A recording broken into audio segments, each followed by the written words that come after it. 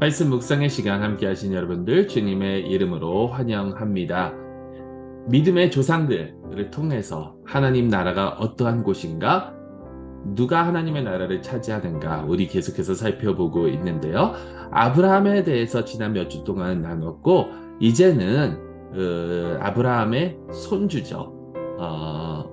야곱에 대해서 저희가 함께 나누고자 합니다.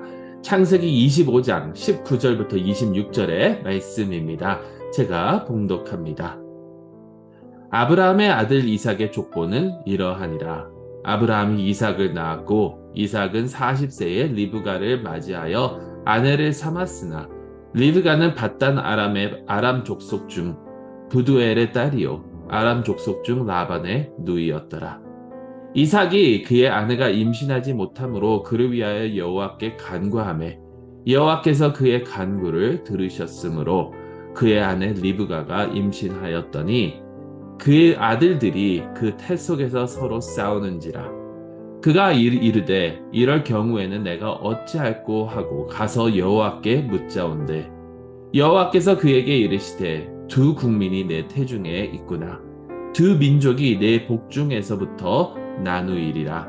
이 족속이 저 족속보다 강하겠고 큰 자가 어린 자를 섬기리라 하셨더라.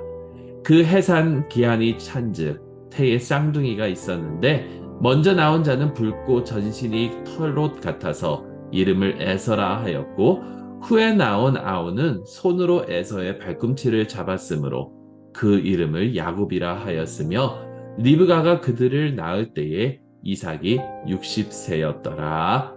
아멘. 하나님의 백성을 위한 하나님의 말씀입니다. 하나님께 감사드립니다. 자, 오늘 이 말씀을 통해서 저희가 함께 묵상하고 나누고자 싶은 내용은 이것입니다. 누가 하나님 나라를 차지하게 되는가?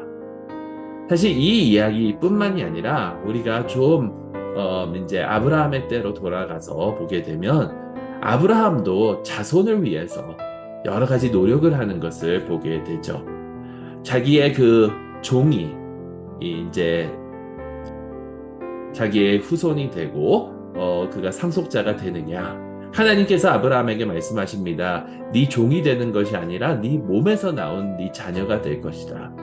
그리고 나서 아브라함은 사라의 그 몸종인 하갈을 통해서 이스마엘을 얻습니다.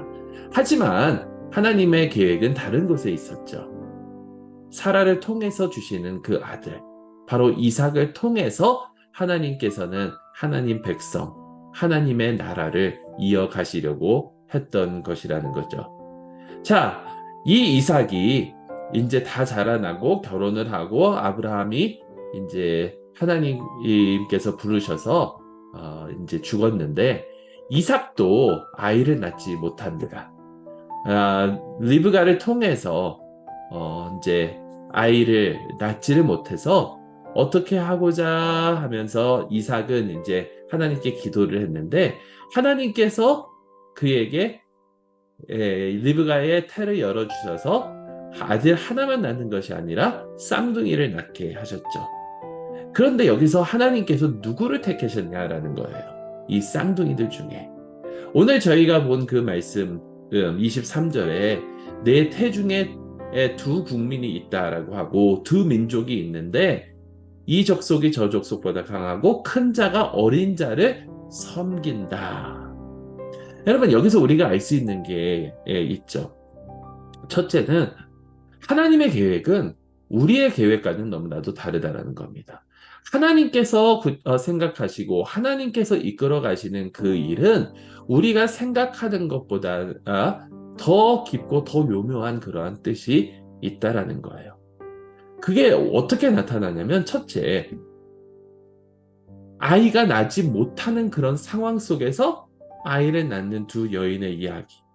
사레와 리브가. 사레와 리브가가 그렇지 않습니까?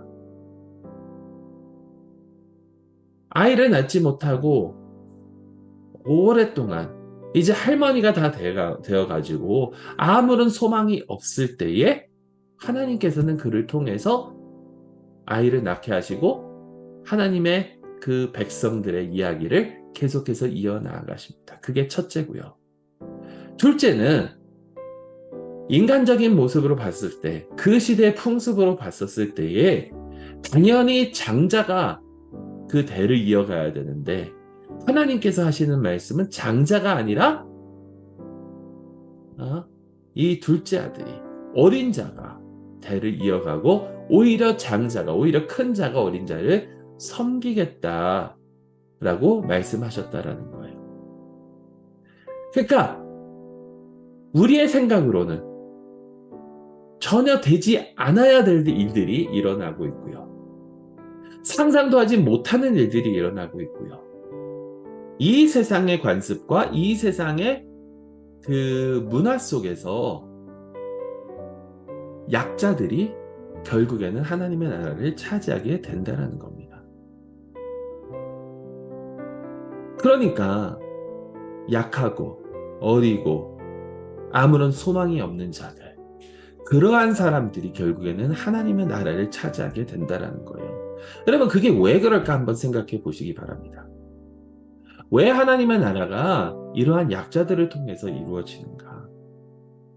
여러분, 강한 자라면, 그리고 내가 계획한 대로 모든 것이 잘 이루어진다면 하나님이 했다라고 생각하지 않고 자기 스스로 했다라고 생각할 수 있는 그 확률이 높아집니다. 이게 인간의 본성이에요. 인간의 마음이에요. 바벨탑 사건을 통해서 봤던 것처럼 내가 뭔가 이룰 수 있다라고 믿는 것이 인간이고, 내가 하기를 좋아하고 내 이름을 드러내기를 좋아하는 게 인간의 모습입니다. 그런데 100세 동안 아들을 얻지 못한 아브라함, 소망이 없습니다. 근데 아들을 주세요. 야곱이 60세가 되도록 아들을 얻지 못하는데 그러한 와중 속에서 하나님께 매달리니까 아들을 주세요. 그 아들 중에서도 장자가 대를 이어야 되는데 하나님의 택함은 그 장자가 아니라 힘세고 능력 있는 그 장자가 아니라 야곱이, 여러분 야곱의 이름 잘 아시죠? 뒤꿈치를 잡는 자, 결국엔 누구를 속이고 이러는 자잖아요. 그러한 자가 하나님의 은혜를 입는다라는 거예요. 이 세상에 아무런 소망이 없는 자들이 하나님의 은혜를 입습니다. 여러분, 신약시대로 넘어와서도요, 예수님께서 누구와 함께 다니십니까? 누구를 축복하십니까? 하나님께서 택하신 자들이 누구냐라는 거예요. 그러면 신약시대에 하나님의 은혜를 가장 크게 입은 자가 누구일까? 한번 생각해 보신 적이 있나요? 물론 제자들도 있고 세례 요한 같은 사람들도 있고 바울도 있고, 근데 하나님의 은혜를 입은 자라는 그 칭함을 받은 게 누구냐면 바로 마리아잖아요. 마리아. 여러분, 마리아도 보세요. 소녀입니다. 그러니까 아이를 낳으면 안 되는 상황입니다. 사라나 리브가처럼 아이를 낳을 수 없는 상황인데, 물론 다르게 아직 동정녀니까. 그런데 그를 통해서 하나님께서는 하나님의 나라를 이루신다는 거예요. 여러분, 하나님의 나라는 이러한 자들의 것입니다. 이러한 하나님 은혜를 믿고 우리는 겸손하며, 우리가 내세울 것이 무엇이 있겠습니까? 그런데도 우리는 자랑하려고 하잖아요. 그런 것들을 다 내려놓고 오직 주님만 의지하며 주님께 매달리며 나아갈 수 있는 저희 모두가 될 수 있기를 간절히 소망합니다. 우리 말씀을 기억하시면서 잠시 묵상하도록 하겠습니다. 먼저, 하나님의 나라는 어떠한 자들의 것입니까? 다시 한번 묵상해 보시기 바랍니다. 왜 하나님께서는 이런 자들을 택하시고 축복하십니까? 두 번째 질문입니다. 우리는 과연 하나님의 나라의 백성이 될 자격이 있습니까? 그러기 위해서 내 자신이 내려놓아야 하거나 버려야 하는 것들은 과연 무엇이 있을까요?